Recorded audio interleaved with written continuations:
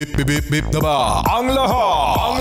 Martian and Rico Panyero. Bip bip bip bip bip bip bip bip bip bip bip bip bip bip bip bip. Just FM.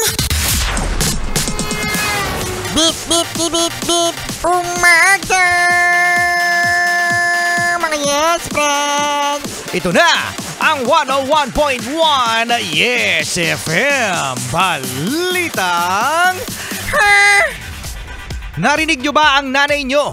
Ang mama mo. Ang mama nyo na kapag binuksan mo ng matagal yung pinto pagkatapos saka-aircon kayo, sasabihin Marcia ng nanay ay Hoy! Isara mo yung pinto. Lumalabas yung aircon. lumalabas yung aircon. Ma, paano lalabas yung aircon? May paa ba yun? Kaya ka napapalo ng nanay mo eh. Tsaka cellphone mo yan. Yan. Ibahin nyo kasi mga yes friend, no?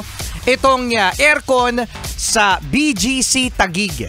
Yes, kung ang aircon natin sa bahay ay nasa loob ng kwarto mga yes friend, itong aircon sa BGC Taguig merong isang malaking gigantic na split type aircon. At alam nyo ba kung saan nakalagay? Saan? Sa may isang bus stop waiting shed. Huh?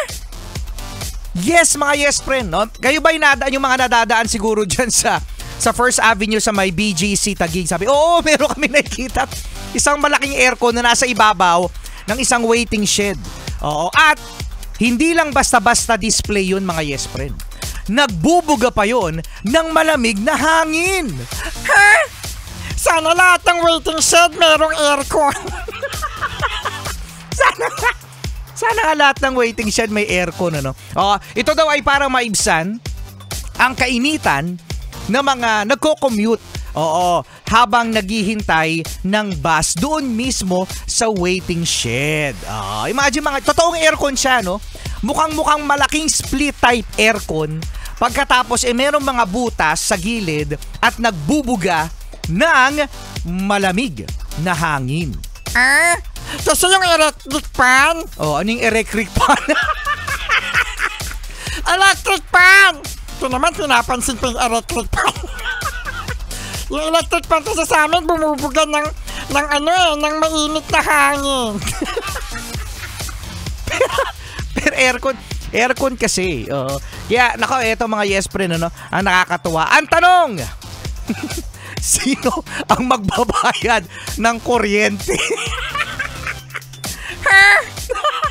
Baka naman yung aircon, ini-sponsoran na siguro. Ini-sponsoran na. Kasi sa mga nagko-comment, ang sabi daw, baka daw sila din mismo yung magbayad ng kuryente, yung mga nakikisilong. Kasi mahal lang mag-aircon.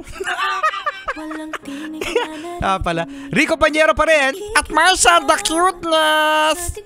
Grabe ang cute ko talaga, nakakagigil. Hanggang kailan Tama na lang.